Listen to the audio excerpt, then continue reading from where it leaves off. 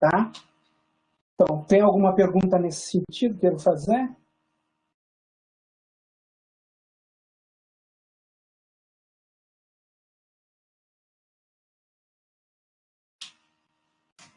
Bom, então eu vou começar com essa introdução, né, sobre por que os oceanos são importantes, tá? Por que a atmosfera ela é escrava dos oceanos, né? Então essa é a motivação por detrás do que a gente vai aprender hoje, né? E a chuva, o que ela significa, tá?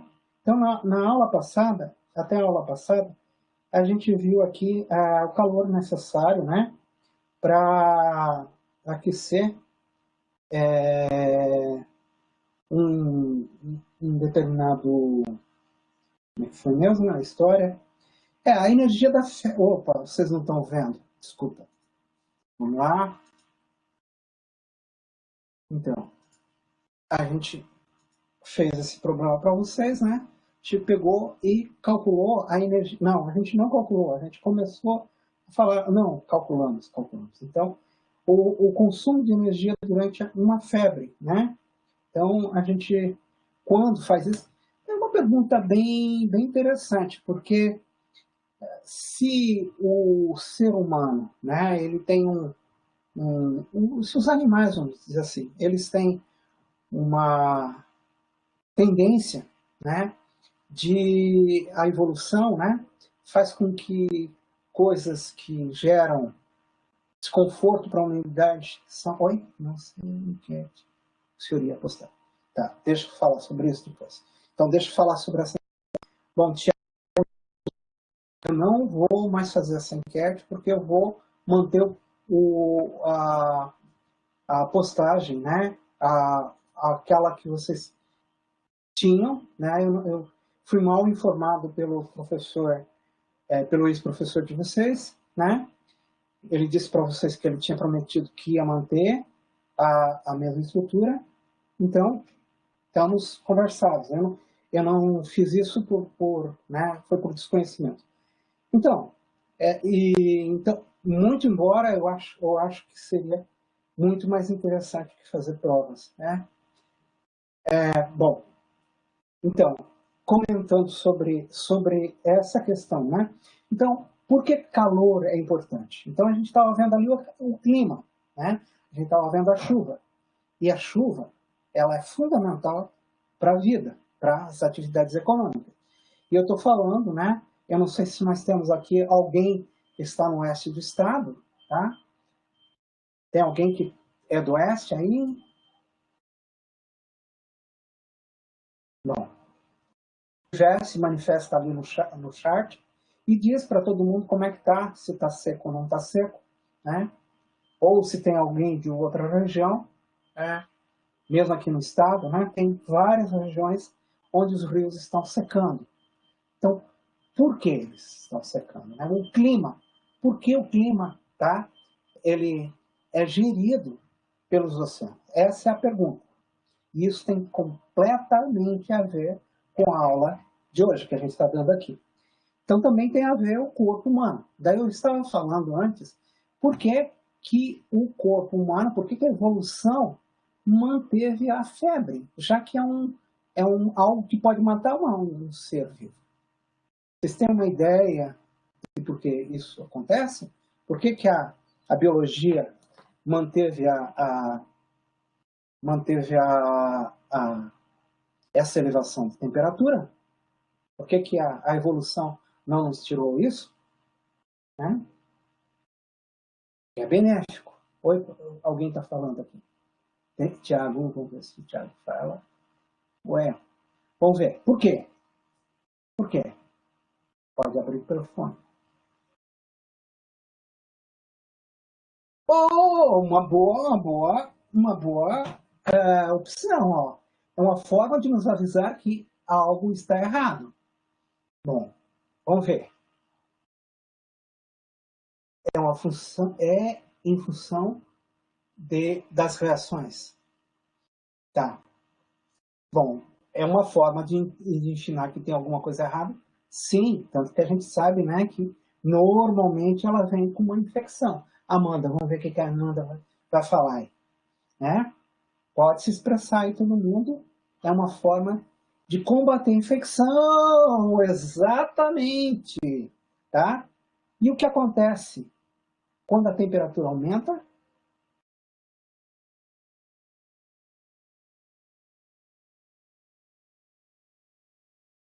Exatamente. Ao aumentar a temperatura de 37 para 39 graus, a gente consegue sobreviver, na verdade, a gente consegue sobreviver até certo ponto. Porque quando ela entra em 41, 42, a gente também morre, tá? E com ela, tá? Todos, mas quase todos os organismos, a maioria deles, assim, ser bactérias extremófilas, né?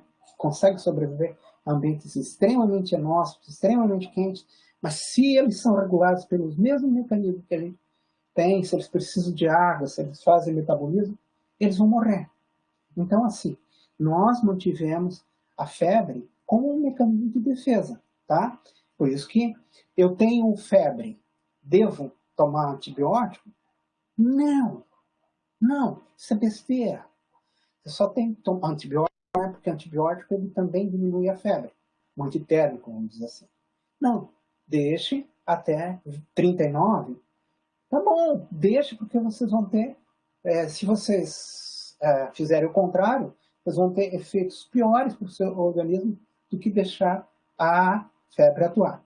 Então, dependendo da febre que tem, vocês vão ter que deixá-la até certo ponto.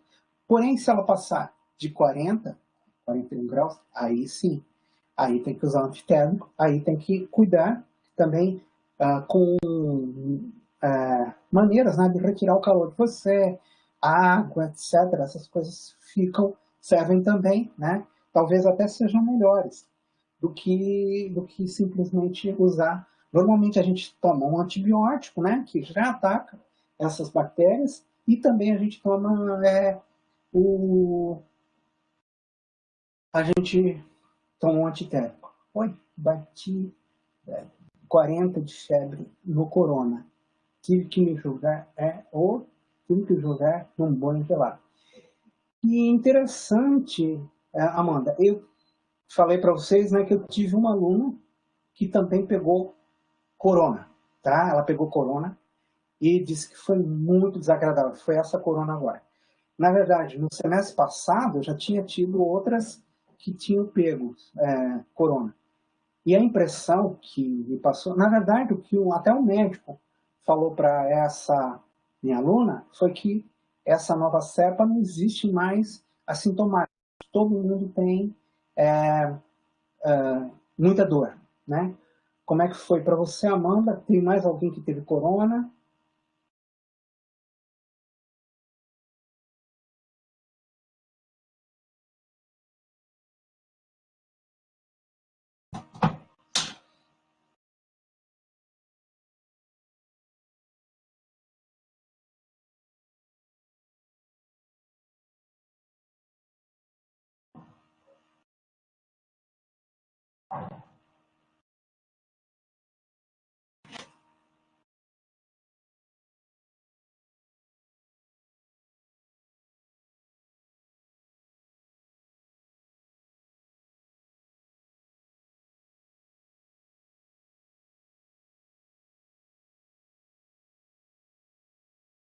Bom, tem gente aí conversando.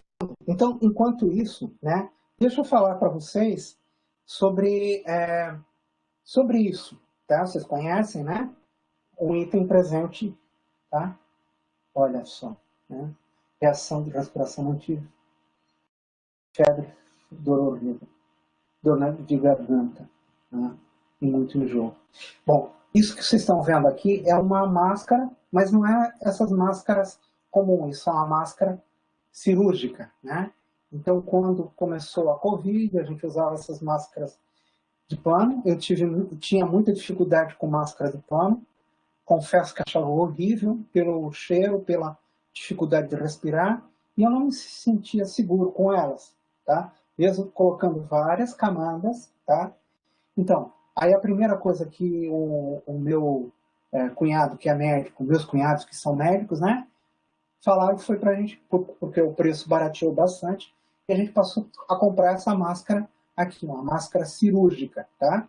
Que ela é bem efetiva, porque ela tem aqui um, um aramezinho que fecha aqui no nariz e não deixa, mas ela tem alguns problemas. A partir de umas 3 semanas atrás, a gente passou a usar essa máscara aqui, ó. E eu recomendo fortemente que vocês façam isso. Eu tenho uma aluna, uma outra aluna, que ela tinha que viajar de São Paulo para cá, foi de ônibus, imagina, ar-condicionado o tempo todo fechado. E aí eu sugeri para ela, ela foi na Santa, como é que é? Santa Filomena, um local que vende produtos médicos, e comprou essa máscara aqui, ó. Mas vocês podem encontrar ela bastante barata, Santa Polônia, tá? Vocês podem encontrá-la na internet, tá? R$ 3 a unidade, tá? Ela, para vocês terem uma ideia, ela custava cerca de R$ 20, tá? Isso comprando em grande quantidade, e vocês conseguem encontrar ela por R$ 3 se vocês comprarem ela em quantidade. Eu comprei em 50 unidades, tá? E é uma máscara N95.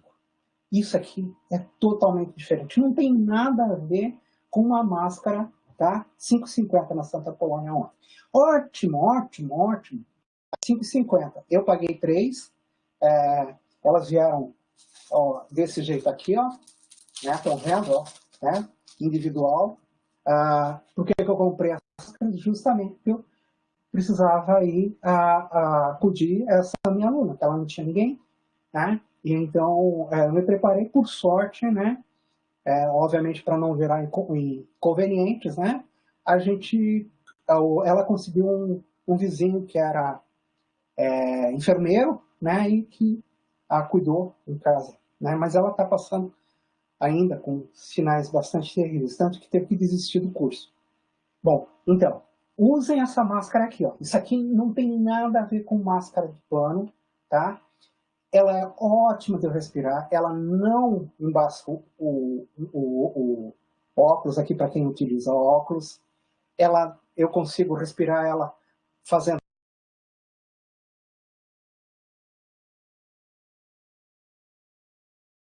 né? Eu consigo inclusive falar com ela, tá? Vocês estão vendo que o som de eu falar com ela não tem uma grande modificação no som, tá? Tem alguma modificação, e ela fecha toda aqui, ó. Ela fecha todo o nariz, né? Todo o rosto. Eu me sinto bastante seguro, né? É essa máscara, bem parecida com essa que os meus cunhados, né? Utilizam tem alguma nome ou numeração específica? Essa aqui sim, vocês vão ver aqui, ó, tá? Ó, KN95, tá? KN95. Eu vou pegar a caixa para vocês, já que eu estou fazendo uma propaganda. Vou pegar uma comissãozinha, tá?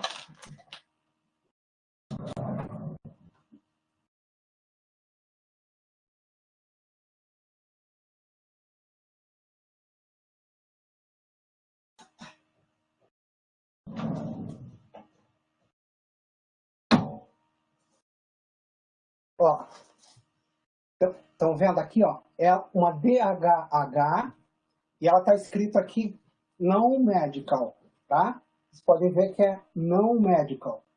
Ela não deve ser usada para médicos. Porém, o Brasil está cheio dessas nas UTIs, né? Eles testaram, no Brasil fizeram testes e verificaram que ela tem as mesmas qualidades que uma máscara comum médica tem, N95. Ela é produzida na China.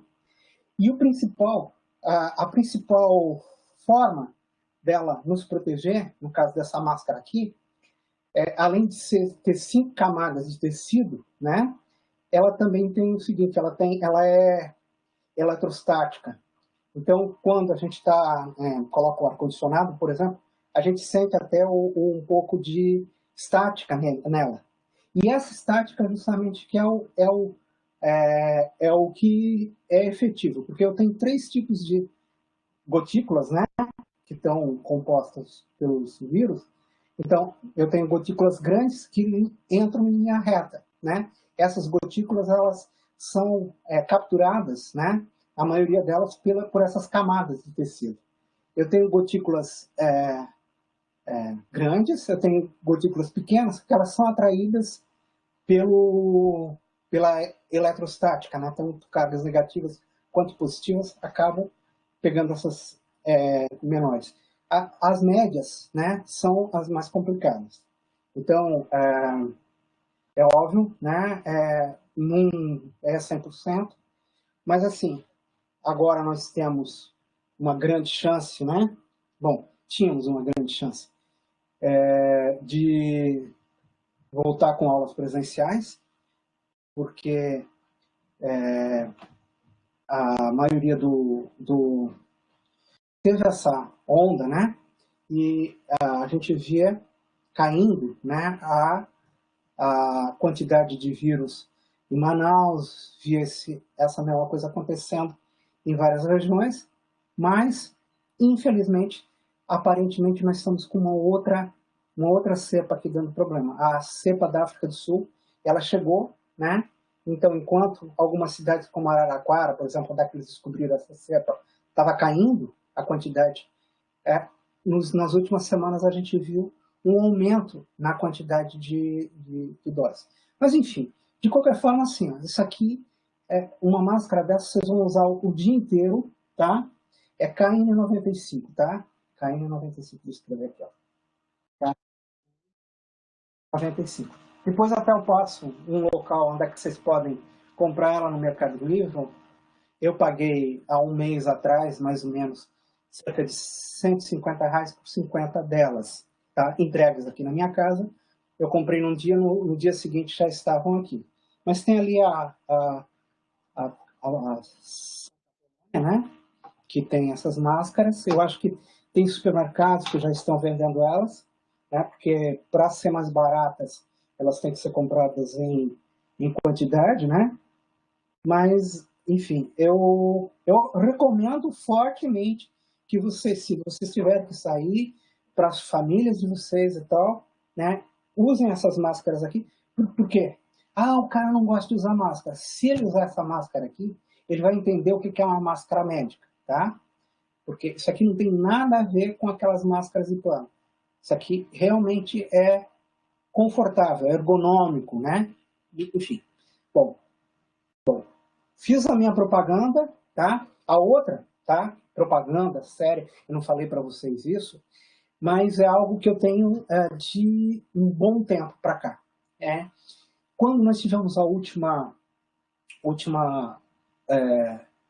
evento, né, de um vírus, foi em 2008.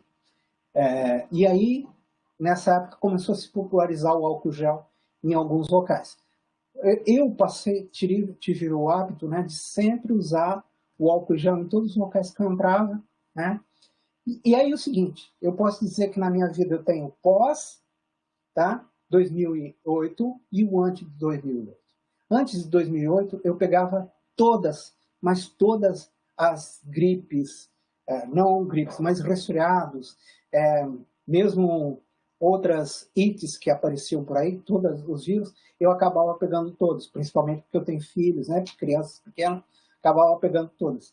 Aí, a partir desse momento, ainda com as minhas crianças pequenas, né, o mais novo nasceu em 2005, ele tinha 3 anos, eu não tive mais. Então, foi uma janela agora, que a gente vai dizer quase vai para 15 anos, né, que eu não tive mais problemas de virose, só com esse hábito de passar álcool gel nas mãos, né? Na verdade, no passado, tá? Essa história do álcool gel e de lavar as mãos, tanto que surgiu isso, né? Todo mundo acha que surgiu com a medicina moderna, etc, etc. Não, tá? Na Idade Média, quando tinha as grandes pragas, né? Então ia lá os físicos, né? Que era o nome que se dava aos médicos nessa época, né? Com aquelas máscaras, né? Tentando evitar de pegar os vírus, né? era uma maneira, mas havia também umas outras pessoas que eram as famosas bruxas, né? As mulheres que trabalhavam lá com remédios, né? E que também iam ajudar as pessoas desprotegidas. E elas descobriram, né? Foram elas que descobriram que lavar as mãos as protegia de viroses. Então, assim, os médicos, né, no século XVIII, tá? No século XIX principalmente, né, começaram a difundir cada vez mais esse hábito. Então, o médico ele está o tempo todo lavando a mão, ele deve, né, principalmente se ele está trabalhando no ambiente hospitalar. E é isso, né? Então, assim, se vocês pensarem bem, né, e é o que eu penso, se a gente manter parte desses hábitos que a gente tem que manter agora com a Covid, a gente vai conseguir conviver com outras, vai ter outros eventos e a gente não vai pegar. E eu já tive, principalmente quando eu estava defendendo o meu mestrado, né, teve uma cepa de gripe muito forte que entrou em São Paulo e eu acabei acometido por essa gripe, uma gripe normal, né, mas uma cepa muito forte. E aí eu tive que ser hospitalizado, né, e realmente foi horrível, né, foi muito penoso por conta disso. Então, assim, os bons hábitos a gente deve mantê-los para sempre. Essa aqui é um hábito que realmente ela talvez não faça necessário numa época que a gente estiver todos vacinados, mas lavar a mão sim vale a pena. Bom, fiz a minha propaganda, eu espero ter ajudado vocês, né? Então, nós estamos falando sobre calor, né? Que é uma quantidade de energia. E eu falei para vocês que calor pode ter a ver com temperatura, né? Mas calor é uma energia, ela é medida em joule ou calorias. Caloria, né? Caloria é uma unidade específica, né? Não é uma unidade, é uma subunidade do sistema internacional que é muito usada. E então a quantidade de calor, né? Ela é muito importante porque eu às vezes quero resolver um problema de temperatura. Às vezes a minha casa está muito quente, tá? Então eu posso ligar o ar-condicionado, posso ligar um ventilador, eu posso abrir a janela, né? E eu posso colocar um monte de gelo, tá? São possibilidades. Mas às vezes eu quero trazer calor, né? Por quê? Porque está frio. Então eu quero aumentar a temperatura. Então eu posso ligar o gás, eu posso, sei lá, colocar uma serpentina lá para aquecer o ar em volta, né? E eu ter aquele ar sensível, aquele calor sensível. E eu posso transportar o calor, né? E isso é uma coisa importante. Eu já falei isso para vocês. Transportar o calor é muito, mas muito, muito mais eficiente do que tratar o calor, né? Então eu transporto para onde? Longe de onde eu quero. Como é que eu faço isso? Através da convecção. Eu coloco uma máquina, né, que na verdade é um ar-condicionado, só que é um ar-condicionado onde é que eu tenho a separação da evaporadora para a condensadora, né? A evaporadora ocorre dentro de casa, a gente leva dentro de casa, e a condensadora a gente leva lá no lado de fora, né? Mas dependendo, eu posso trazer frio para dentro de casa, né? Roubar calor dentro de casa, mas eu também posso trazer calor para dentro de casa, né? É o mesmo processo, tá? Transportar o calor ou retirar o calor de dentro de casa. É muito mais fácil do que tratar ele. Bom, mas aqui a gente estava falando, já tínhamos visto, né, esse cálculo aqui, né? Então a gente viu que a quantidade de energia era muito grande, porque, veja bem, eu tive uma mudança de 37 graus para 39 graus, ou seja, 2 graus Celsius, que é 2 Kelvin.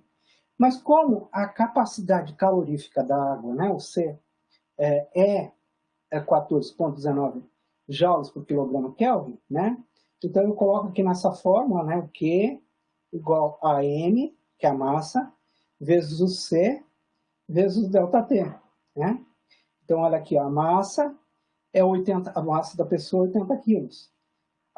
O C é 4.190 joules, né, por quilograma Kelvin.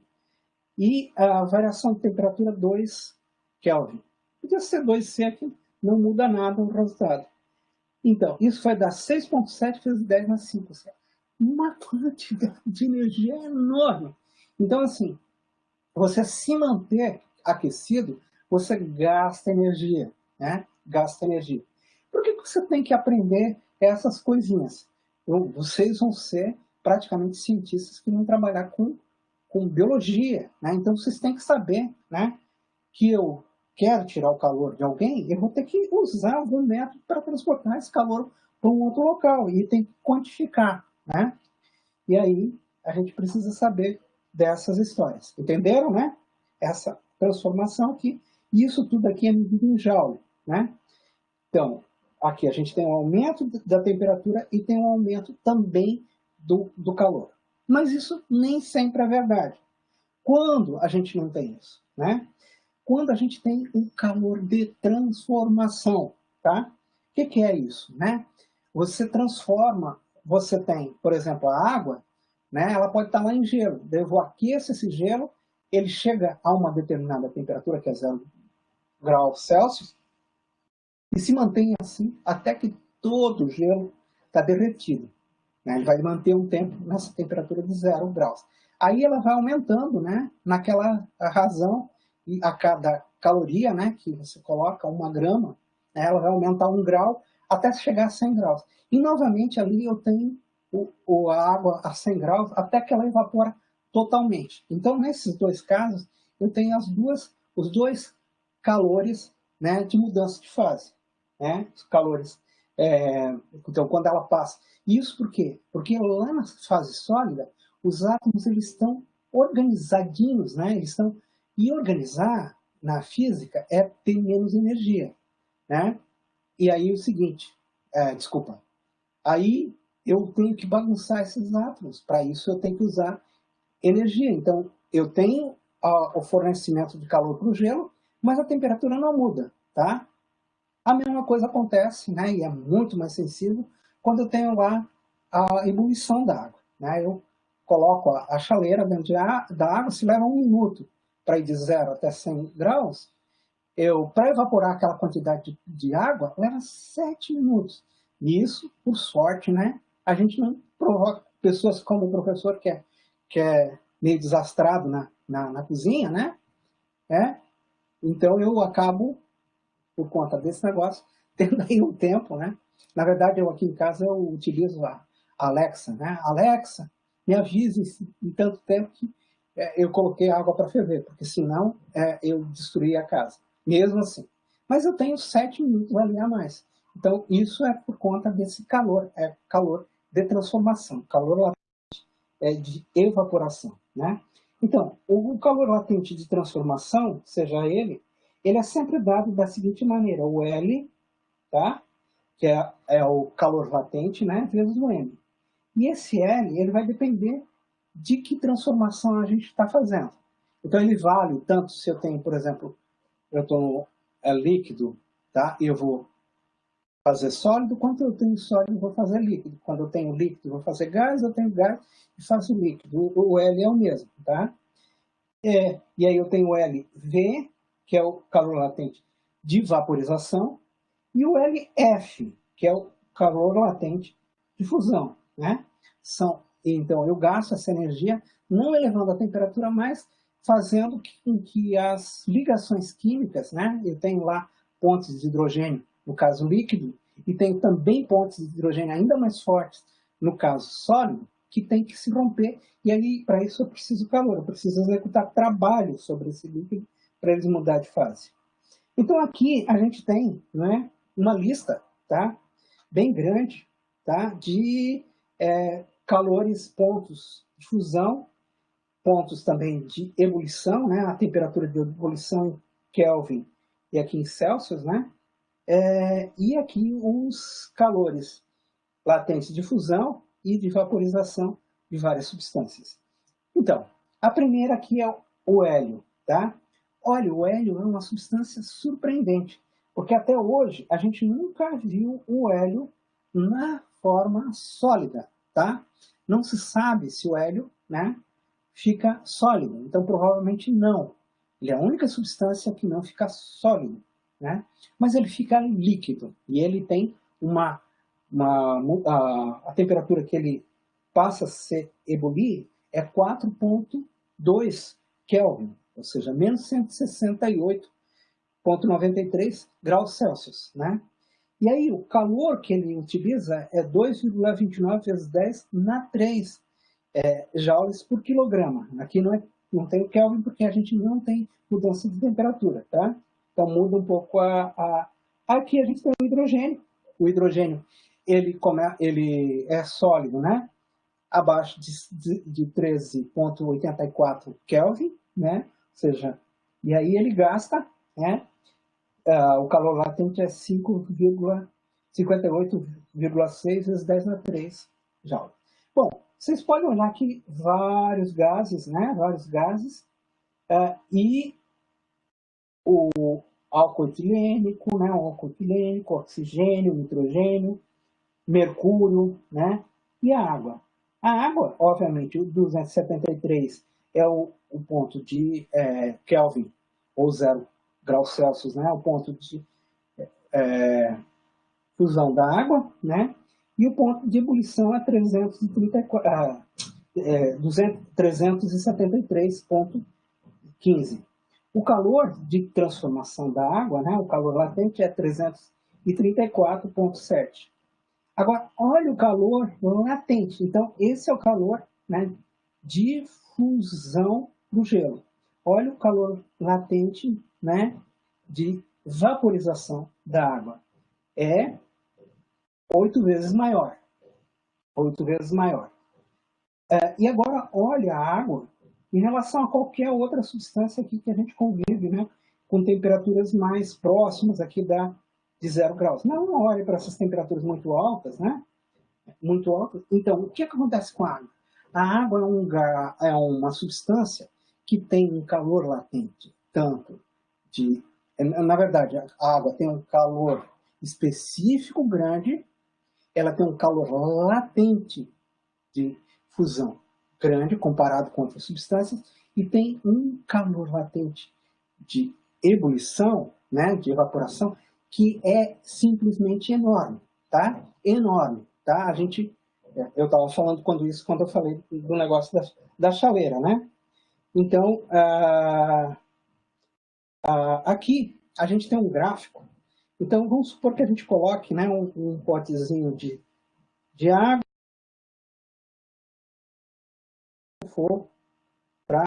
e aqui a gente coloca um termômetrozinho para verificar a temperatura que vai estar dando, né? Então, esse potezinho, tá? Ele vai acontecer o seguinte: no início eu tenho gelo aqui, né? Então, eu vou colocar a temperatura, e aqui eu tenho um gráfico, aqui eu tenho o tempo, e aqui eu tenho a temperatura. O que eu vou encontrar é que o gelo, no início, ele vai estar aqui abaixo de 0, né? Essas temperaturas aqui são negativas, então ele vai aumentar linearmente, né, a temperatura até chegar em 0 graus Celsius. Nesse momento aqui, todo o gelo que tiver aqui dentro dessa substância vai derreter e vai ficar, e a temperatura só vai começar a elevar quando ele estiver aqui nessa direção, né, nesse local aqui. Isso é água pura, né? Então, essa curva aqui e essa curva aqui são chamadas dos calores, calor específico, né? Calor específico, porque eu tenho uma variação, eu tenho calor e eu tenho uma variação de temperatura, nesses dois casos aqui. E aqui eu tenho meus calores latentes, aqui eu tenho calor latente de ebulição, e aqui eu tenho tempo, né? Esse tempo todinho aqui eu gasto para aquecer a água. E além disso, o que a gente tem aqui, ó, é o seguinte: se eu fizer calcular a área debaixo do gráfico, depois aqui também, quando toda a água evapora, né, eu continuo aumentando a temperatura do gás vapor d'água e ele continua aumentando a temperatura. Então, o que eu posso fazer? Eu posso calcular a área debaixo dela e eu vou ter os calores, a quantidade de calor. Esse aqui é a quantidade de calor e esse aqui é a quantidade de calor. Então, esse aqui é o calor de aquecimento da água, QA, e aqui é o calor de vaporização da água. Então, é óbvio, né, a quantidade de calor que eu preciso para evaporar a água é muitíssimo maior, olha só, né, uma enorme quantidade. Então, assim, qual a consequência prática disso? Eu falei daquela história da chaleira, né? Eu demoro muito tempo para a água evaporar totalmente, né? Por causa do grande calor latente de vaporização da água. Mas também eu tenho uma outra coisa legal, que é o seguinte, que tem a ver com hoje, né? Hoje de manhã. Imagine se caísse uma bomba atômica em cima de Florianópolis. O que aconteceria? Bom, aí eu posso dizer para vocês que não foi uma bomba atômica, mas foi equivalente a uma tempestade, tá? Que ocorre aqui, como aquelas do verão, elas são equivalentes em termos energéticos a uma bomba atômica, tá? E a gente chama isso de chuva. Mas a quantidade de energia, tá? Muitas vezes é maior do que as maiores bombas. Alguns eventos, né, de chuva são várias bombas das mais potentes que foram jogadas. Justamente por quê? Porque eu tenho o vapor d'água, né, mudando de fase. Ele vai estar se transformando em chuva, né, em água. E para isso, o que ele vai? Ele vai jogar essa energia. Né? E como ela é muito grande, então qualquer quantidade pequena de chuva que tem, ela envolve um monte de energia. Né? E essa energia, o que ela faz? Ela aquece o ar. E se ela aquece o ar, ela acaba gerando ventos. Esses ventos, eles movimentam o ar, né? Então, o tempo todo aí, por conta disso, a gente tem essas tempestades, né, associadas com ventos muito fortes. Esses ventos espalham, né, o pólen, espalham, né, polinizam as flores, e o mundo é um mundo principalmente por causa da água, né, a água e dessas propriedades incríveis que tem a água. Mas não é só a água, não. Todos os fluidos, né, a não ser alguns tipos especiais. Tem alguns fluidos que a gente não tem a fase líquida. Por exemplo, né, a parafina. A parafina é uma substância que ela pega e passa do estado sólido para o estado gasoso, sem passar pelo líquido. Tá? Então, existem algumas substâncias que fazem isso. Mesmo assim, é uma quantidade de calor gasta para isso. Bom, vamos ver, né, então, agora um exemplo, né, que a gente... E esse exemplo é muito legal, né, porque é bom vocês prestarem bem atenção. Água é boa, agora leite é triste. Água é boa, leite é triste. Não entendi, mas vamos supor o seguinte, olha, esse exemplo aqui é um exemplo que vai provavelmente cair na prova. Então, o que a gente tem aqui? Ó? Variação de temperatura sem transição de fase. Né? Então, a gente não tem transição de fase, mas a gente tem um problema um pouco difícil de resolver. Uma geóloga trabalhando no campo toma seu café da manhã em uma xícara de alumínio. A xícara possui uma massa igual a 0,12 quilogramas, ou seja, 120 gramas, que estava inicialmente a 20 graus. Quando a geóloga encheu com 0,3 quilogramas, 300 gramas, com café, que estava inicialmente a 70 graus, tá? Então, pergunta, qual é a temperatura final depois que o café e a xícara atingiram o equilíbrio térmico? Né? Suponha que o calor específico do café seja igual ao da água. É muito bom essa aproximação. E que não exista troca de calor com o meio ambiente, ou seja, eu só tenho calor usado, né? Então eu tenho aqui uma xícara de alumínio, né? Que tem uma massa do alumínio 120 gramas, tá? essa xícara, ela está na temperatura de 20 graus, tá? 20 graus. E aí eu pego e encho ela com água, tá? Quanto que tem de massa de água? Massa de água de chá, né? Eu vou colocar massa de H2O é igual a 300 gramas, tá? E a temperatura inicial, tá? Temperatura da H2O é igual a 70 graus Celsius. Então, vai ter um aquecimento do alumínio e, ao mesmo tempo, um resfriamento da água. Então, esse aquecimento do alumínio vai ser igual ao resfriamento da água. E essa, quer dizer, a quantidade de calor perdida para o alumínio, tá? A L, né? A L, menos a quantidade de calor perdido pela água, é igual a zero, tá? Eu tenho conservação de energia. E é isso que eu vou usar para calcular a minha temperatura final. Então, eu tenho... E a pergunta que eu estou perguntando, qual a temperatura final, tá? Quanto que é a temperatura final. Então, está melhor organizado aqui nessa página, tá? Então, a gente vai precisar escrever tanto o calor para o café quanto o calor para o alumínio, né? Então, aí a gente vai usar aqui, ó, que a quantidade de calor do café é igual à massa do café vezes o calor específico da água vezes o ΔT, a variação do café, que vai ser o quê? A temperatura, que é a temperatura que a gente quer, né? Menos 70 graus, tá? Essa equação, né?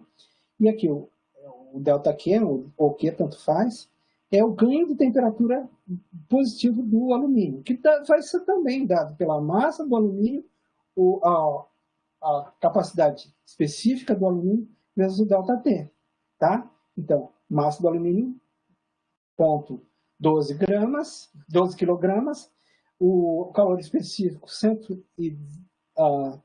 910 joule por quilograma, Kelvin, e aqui a gente tem a temperatura menos 20 graus, tá? Então, a gente tem a temperatura duas vezes. Então, a gente vai escrever aqui, ó. Eu escrevi lá menos, né? Mas, na verdade, é mais. Porque, então, só deixa eu corrigir isso aqui. Isso aqui era mais. Então, eu vou ter a quantidade de energia. Então, eu não sei qual que é. Uma pode ser positiva, outra pode ser negativa, né? Então, eu vou colocar aqui nessa equação tudo que tem... tudo que tem a ver aqui com... deixa eu ver aqui.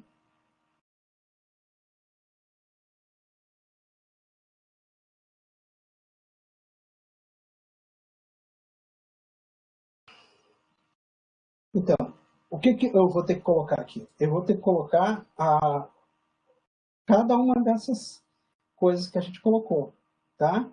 Cada uma dessas coisas que a gente falou.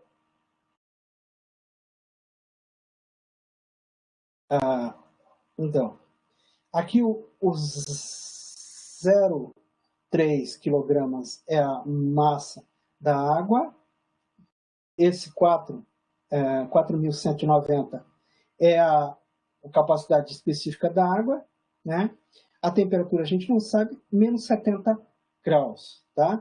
E aqui, nesse outro lado aqui, né, que corresponde a esse cara aqui, os 1,12 quilogramas é a massa da água, da massa da xícara, aliás. Essa aqui é a capacidade específica do alumínio.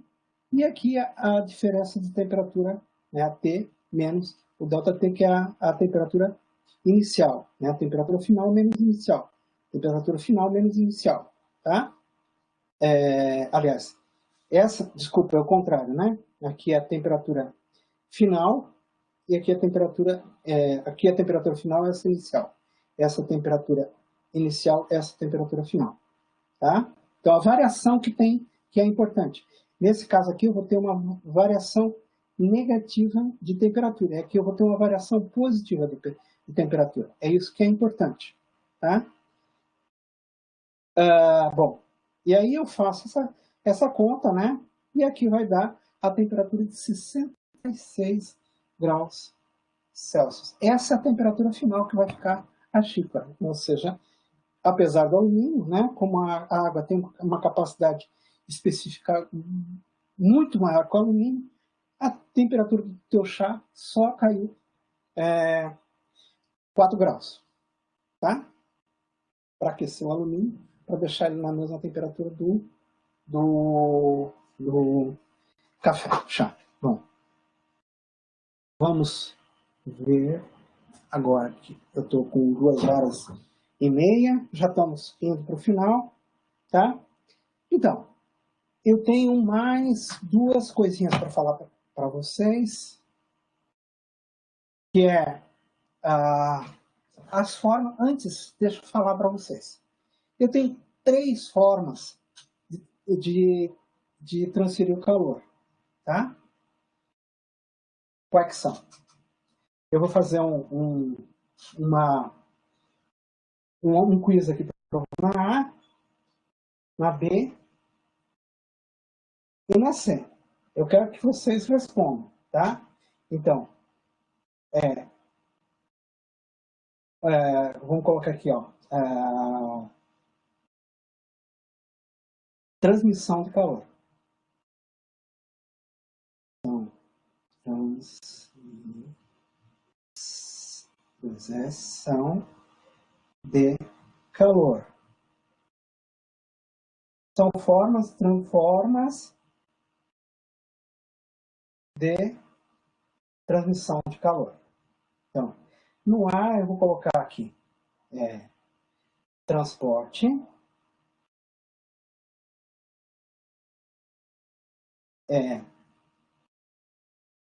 condução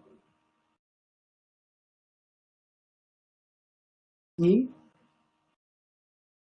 radiação. No outro aqui, no B, eu vou colocar radiação,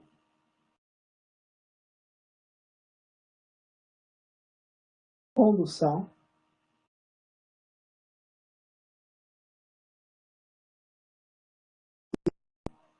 e ebulição. Vou colocar aqui convecção.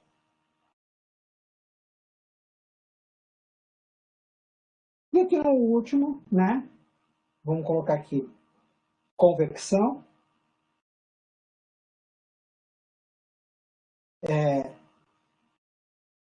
radiação e aniquilação.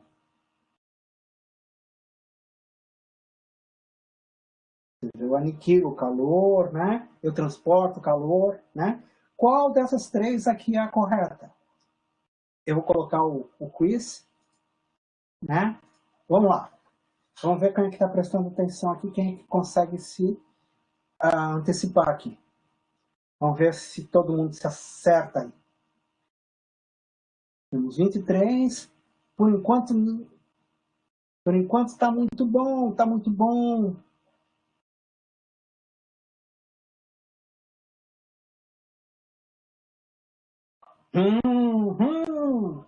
Vamos lá, pessoal. Quero ver quem é que está participando. Da aula realmente, a aniquilação do calor, né? O transporte do calor, a condução, a radiação, a convecção.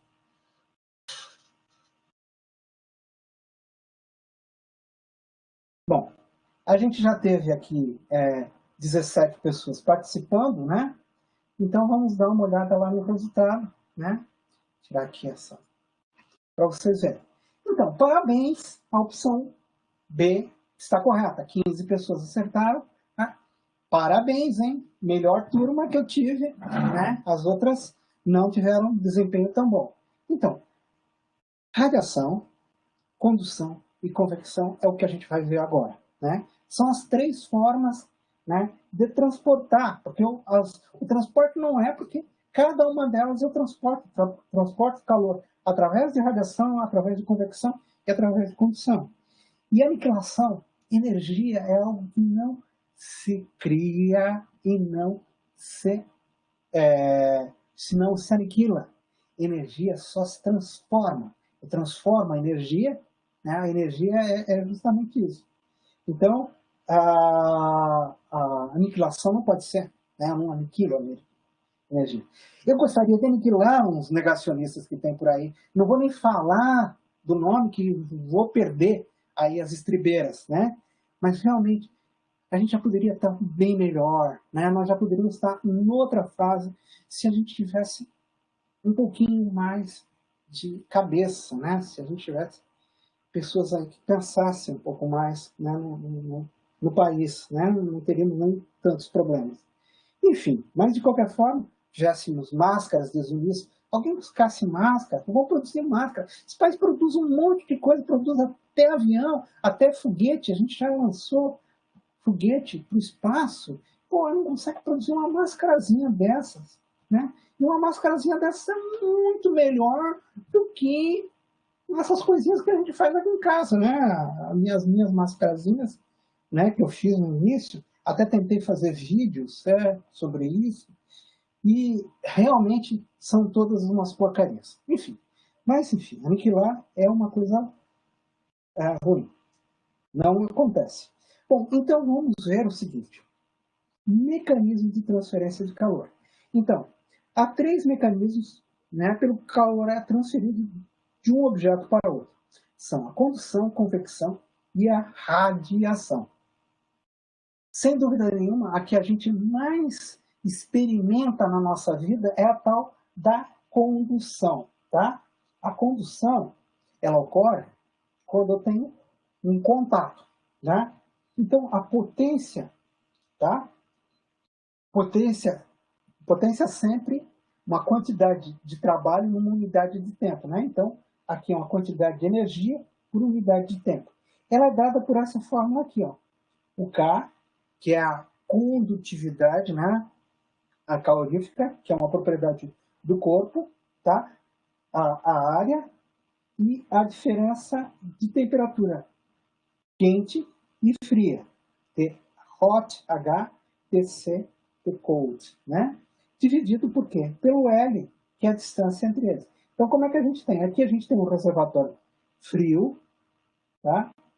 Aqui a gente tem um reservatório quente. Óbvio, a gente sempre viu, né, que o calor ele vai sempre do quente para o frio. Só que aqui eu tenho um corpo que ele tem uma capacidade calorífica K. E eu tenho uma distância entre eles, e em contato entre os dois aqui não está mostrado, eu tenho uma área. Oi, fala. Por favor, pode compartilhar a tela? Oi, desculpa, eu não estava compartilhando a tela com vocês.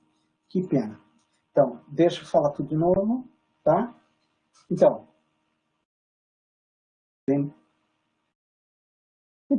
eu tenho a potência conduzida. Potência, né, é uma grandeza física, né, que está relacionado com a quantidade de energia que a gente faz por unidade de tempo. Então, a potência conduzida por um corpo, 2 corpos em contato, né, a condução, ela vai depender do quê? A quantidade de calor que é transmitida por unidade de tempo. Ela é igual ao K. Esse K é a condutividade térmica. O A é a área de contato entre os dois corpos. E o TH é a temperatura quente e o TC é a temperatura fria, cold, né? Hot e fria. E o L é a distância entre eles. Então, eu tenho uma distância. Quanto maior essa distância, menos eficiente vai ser a transferência de calor. Quanto mais quente, quanto maior for a diferença de temperatura entre a quente e a frio, mais rápido vai ser essa diferença. E também quanto maior a área, né? E também quanto maior a condutividade, tá? Então, essa fórmula, né, a potência conduzida, tá?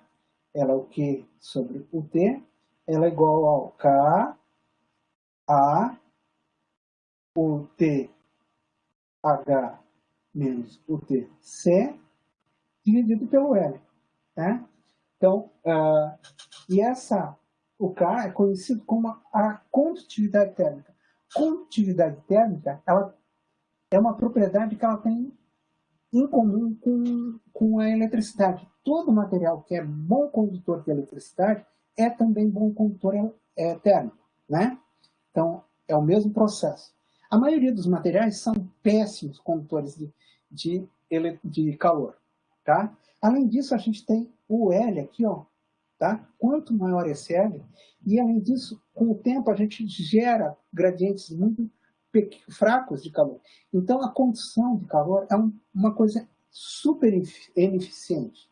Então, um exemplo disso, eu posso pegar um fio de cobre, botar ele em cima do maçarico, ficar segurando com a mão, desde que ele tenha ali um tamanho de uns 30 centímetros, eu vou ficar segurando esse fio, ele vai fundir, e eu não vou sentir, dependendo da intensidade desse maçarico, eu não vou sentir, eu vou conseguir segurar com a mão ele, né, e na ponta vai estar evaporando, ou seja, uma diferença de temperatura de 1.400 graus. Né, e ele não vai, porque o processo de condução ele é normalmente muito ineficiente, tá?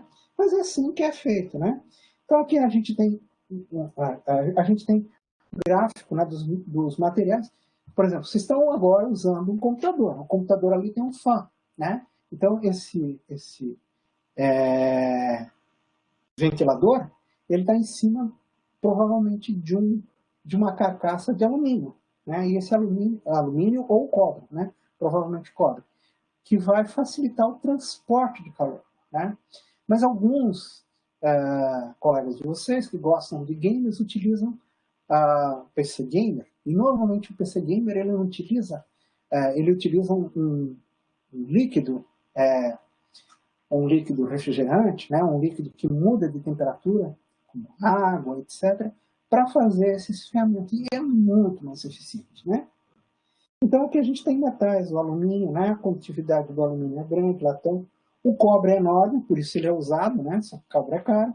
Então, por isso que o cobre é usado como para transportar o calor, né? Num computador. E olha a prata, né? E aí, outros materiais, como eu falei para vocês, a maioria deles são péssimos condutores. Olha, o tijolo, né? O concreto, a cortiça, né? Cortiça, o feltro, a fibra de vidro, o vidro, o gelo é péssimo condutor de calor, né? O isopor e a madeira também são péssimos condutores de calor. E, de uma maneira geral, todos os gases, né? Então, o ar atmosférico, o argônio, o hélio, o hidrogênio, né? E o oxigênio. Então, quase tudo é mau condutor de calor. Mas a coisa mais que conduz pior o calor é o ar. Então, ele é o princípio do isopor, o princípio da cortiça, né? Cada um desses materiais tem muito ar lá dentro. E por isso, o transporte de calor, né, o K, ele é muito pequeno para esses materiais por causa justamente da presença do ar. Tá? Bom, então, vamos... o tempo a gente tem mais 20 minutos. Bom, na verdade é o seguinte, eu posso fazer essa parte aqui, né, de transformação, de saber o calor transmitido numa geladeira, mas eu acho que eu vou pegar e deixar para a próxima aula, tá, esse assunto. Deixa eu ver, não, próxima aula, a gente está meio atrasado com essa matéria, então vamos pegar aqui e vamos resolver esse problema. Mas vamos fazer ele bem rápido, né? Aí depois... Então, uma caixa de isopor usada para manter bebidas frias em um piquenique, né? Possui uma área total, ou seja, a caixa, né? Ela possui uma área externa igual a 0,80 metros quadrados, tá? E uma espessura, o L, né? O L, de 2 centímetros, tá? A tampa está cheia de água e gelo, portanto, a temperatura é 0 graus, tá? Se tem água e gelo, com certeza é 0 graus. Se tivesse só, não poderia ter, o gelo poderia estar a temperatura abaixo de 0. O gelo pode ter, mas a água vai estar a 0 graus sim, porque ela estiver com gelo. E aí é o seguinte, a taxa, qual é a taxa de fluxo de calor do interior da caixa se a temperatura da parede for igual, externa da parede for igual a 30 graus? Qual a quantidade de gelo que se liquefaz durante um dia? Isso é um bom cálculo. Aí eu coloco lá Coca-Cola, né? A Coca-Cola está lá no meio, é ela que eu quero consumir, né? Então, qual é o tempo, qual é a quantidade de gelo que vai derreter? Eu não sei quanto tem lá dentro, mas eu vou ver o quanto de gelo que vai derreter.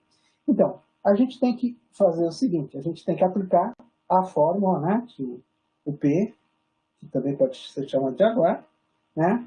Ela é igual a K, a ΔT sobre o L. Né? Essa é a fórmula que a gente tem que aplicar. Então, quanto é que é o ΔT? O ΔT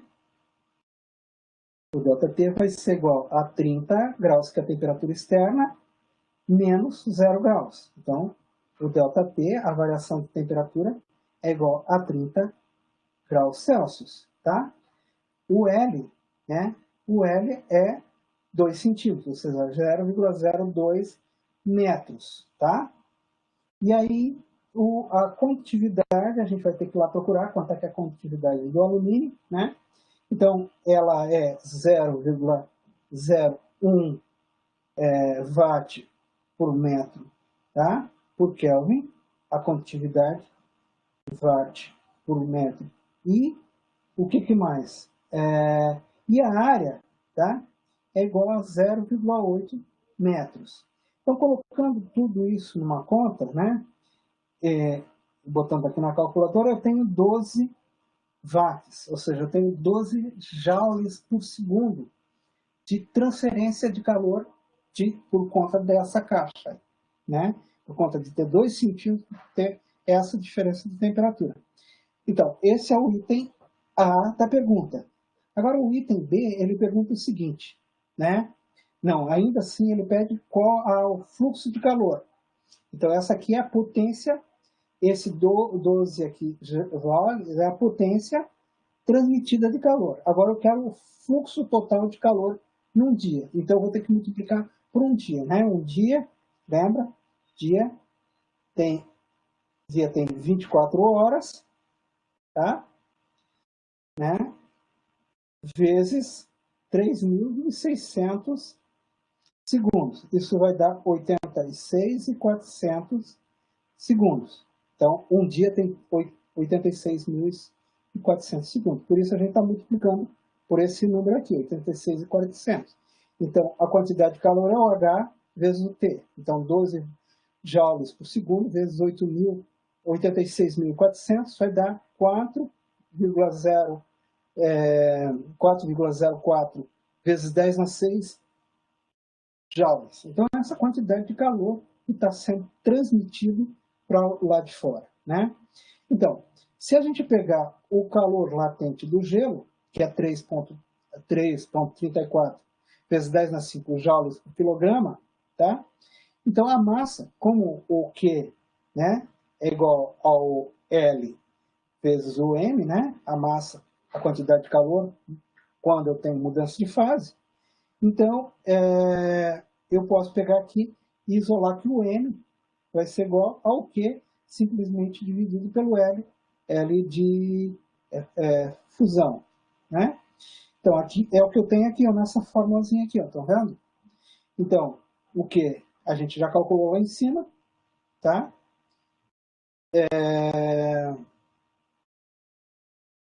1,4 esse aqui, dividido pelo L, que é 3,4, vai dar 3,1 quilograma. Então, essa é a quantidade de gelo que eu tenho evaporado nesse período.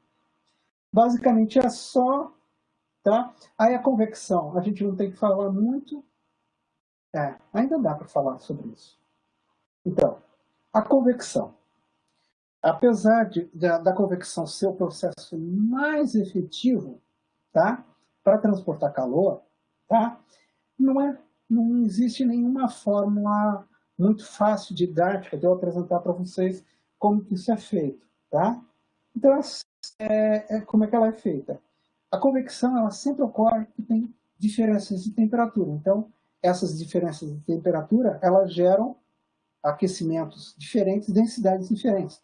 E a tendência de o que está mais leve ir para cima e o que está mais frio ir para baixo. Uma convecção é o que a gente viu lá acontecendo na atmosfera, né? Só que ela acontece lá do Polo Sul. Então, vem aquelas massas de ar frio, né? Então, mais frias, elas são mais densas, elas vêm substituir as massas de ar quente que estão aquecidas no Equador, né? E elas levantam o Equador, enquanto que as massas de ar frio vêm. Isso se chama frente fria, daqui um dia vai estar acontecendo muito isso para cá. Então, convecção é isso. Convecção é aquilo que acontece também quando a gente coloca uma chaleira, né? Então, imediatamente a parte de baixo da chaleira ela aquece mais e aquela água fica mais densa, ela sobe. Então, ela gera esse movimento de convecção. A evaporação vai ser, né, ainda um processo, a ebulição vai ser um processo ainda mais eficiente, porque o que acontece? Lá dentro vão estar formando bolinhas de gás, né? E eles vão estar percorrendo, né, essa distância toda em segundos. Por isso, a ebulição é um processo de convecção especial, né? Mas isso, infelizmente, a gente não tem como estudar em uma sala de aula, mas é importante a gente saber disso, tá? E aí, a outra forma de transferência de calor, e essa eu quero dar bastante ênfase na próxima aula, é a radiação. A radiação, né, a potência radiada, ela vai depender do quê? Da temperatura. Vocês estão indo nos locais, supermercados, aí chega aquele cara com aquele revolvinho lá, né, e mede a temperatura de vocês, né? Tem alguns locais, inclusive, tem um monitor grande, e lá os caras sabem certinho a temperatura da pessoa, né? Então, por que sabem da temperatura da pessoa? Então, é um método que é exatamente o que a gente vai ver agora. É dado pela equação de Stefan Boltzmann, né? A equação que a potência radiada, escrever aqui, a potência radiada, ela depende da constante de Stefan Boltzmann, da emissividade, tá? Da área e da temperatura a quarta, tá? A temperatura a quarta. Então, essa constante de Stefan Boltzmann é 5, não lembro direitinho, 5,67 vezes 10 na menos 8. 5,67 vezes 10 na menos 8, tá? Essa é constante de Stefan Boltzmann, tá? O E já é chamado de emissividade. Emissividade. Então, a emissividade é uma propriedade do material. E a gente é careca de saber isso. Todo mundo sabe, né, que usar uma roupa, né, tem emissividade ou absortância. Absortância. É a mesma coisa. Então, absortância, né? A emissividade e a absortância, ela é a mesma propriedade, ela depende do tipo de material. Então, material mais branco, ela tem uma emissividade grande, né? E uma absortância pequena, tá? Um material mais escuro, mais cinza, né? Ele tem uma emissividade muito grande e uma emissividade pequena e uma absortância pequena. Uma absortância grande, né? Então a gente coloca a blusa, né? No dia, uma blusa fria, no dia quente. Mas se a gente usasse uma blusa preta, como é que funcionaria essa história? Então a regra é o seguinte: porque a blusa preta, ela vai auxiliar você a jogar calor mais rapidamente. Então, se eu estou dentro de um local que não tem radiação solar, é melhor usar preto. Agora, se eu estou no sol, né, aí é melhor usar branco, né? Então, por que o preto? Porque o preto vai emitir mais. Então, isso tem a ver com a emissividade e a absortância, que são sempre o mesmo número. Ela vale no mínimo 0 e no máximo 1. Tá? Então, o corpo que tiver uma emissividade, uma absortância igual a 1, é chamado de corpo negro. Né? É um tipo especial. Né? A gente pode colocar uma substância que tem no prato, né? Quando a gente coloca uma vela em cima, forma uma pastinha ali, aquele ali é chamado de velo de fumo. Esse é um material que ele tem uma emissividade, né? E uma absortância igual a 1, né? Mas qualquer substância. E quanto mais branca, mais próximo de 0. Quanto mais, né? Então, bom, aqui a gente tem, então, a constante de Stefan Boltzmann, né? A emissividade. E a gente também tem o seguinte, ó, vai depender do que, porque não existe essa coisa de só estar irradiando. Então, quando eu chego lá num local, no supermercado, aí já vem o cara lá com aquele relógiozinho, ele vai medir a radiação que eu vou estar mandando para ele. Mas ele também vai estar, como é que é? Eu vou estar mandando radiação para o cara, mas o cara vai estar mandando para mim, tá? Então, eu vou estar em equilíbrio. Então, se eu estiver num local onde a temperatura ambiente, tá, for maior que a temperatura do meu corpo, então eu vou estar ganhando radiação. Tá? Eu vou estar ganhando calor de transmissão. Mas se a minha temperatura for maior, tá? Eu esqueci de uma coisa especial, que aqui é o T a quarta, né? Essa temperatura aqui, desculpa, essa temperatura aqui é dada em Kelvin. E ela é elevada à quarta. A quarta potência significa que uma pequena variação de calor. Opa, tem algumas aqui no fórum, deixa eu ver. Bom, vamos terminar a aula. Não estamos vendo nada. Era, estarmos vendo. Isso foi agora. Foi.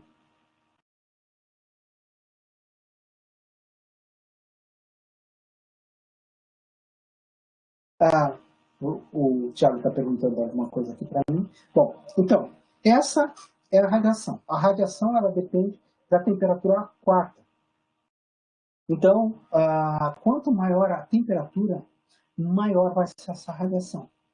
Então, a radiação que chega do Sol, né, ela vem do local cuja temperatura é 5.000 graus Celsius. Né? É uma quantidade de energia muito grande. Então, a nossa civilização, radiação, né, se ela usar um dia no futuro 2% da energia que vem do Sol que atinge o planeta Terra, bom, nós vamos estar consumindo quase 500 vezes mais energia do que nós consumimos hoje. Então, assim, a quantidade de energia que chega no planeta é enorme por conta dessa radiação. E ela é a nossa... modifica o nosso clima, modifica tudo ao nosso redor. Né? Nós somos, na verdade, escravos da radiação solar que chega através dessa formulazinha aqui. E é muito legal essa ideia de radiação, por quê? Porque a gente consegue saber a temperatura do Sol. Não foi um português que foi lá à noite, né, aquela piadinha, né, medir a temperatura do Sol. Então as pessoas colocaram num aparelho chamado espectrômetro e elas conseguiram identificar, né, por conta da radiação, qual a temperatura do Sol, sabendo a radiação que está chegando para a gente. E também a gente pode saber a temperatura que tem uma estrela que está aqui a 1 milhão de anos-luz. Né? A gente sabe certinho a temperatura dela. A gente sabe de um planeta. Né? Se a gente sair com uma nave espacial, né, a próxima Centauro, e a gente andar a velocidade da luz, a gente vai levar 4 anos e meio para chegar lá. Né? E a gente sabe certinho lá naqueles planetas, vários planetas que a gente descobriu lá em Próxima Centauro, a temperatura deles, de uma maneira muito precisa, através desse método. Né? Então não é só, então isso é a radiação.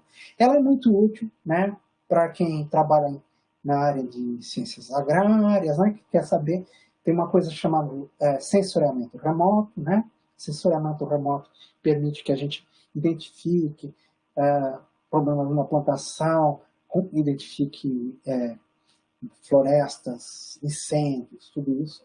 Então é um capítulo muito bacana, né? A gente falar sobre radiação. Então era só que eu tenho para hoje, tá?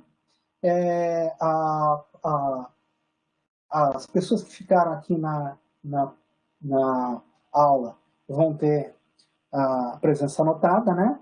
Então, as pessoas que não participaram da aula, essa aula vai ficar gravada e vocês vão poder assistir ela aqui. Vai estar lá no YouTube, né? E aí vocês vão poder assistir essa aula para ganhar a presença. Deixa eu ver aqui, público, que está querendo falar. Obrigado pela aula, professor. Ok. Espero que tenha sido útil para vocês. Eu gosto muito de falar sobre esses assuntos. Boa tarde.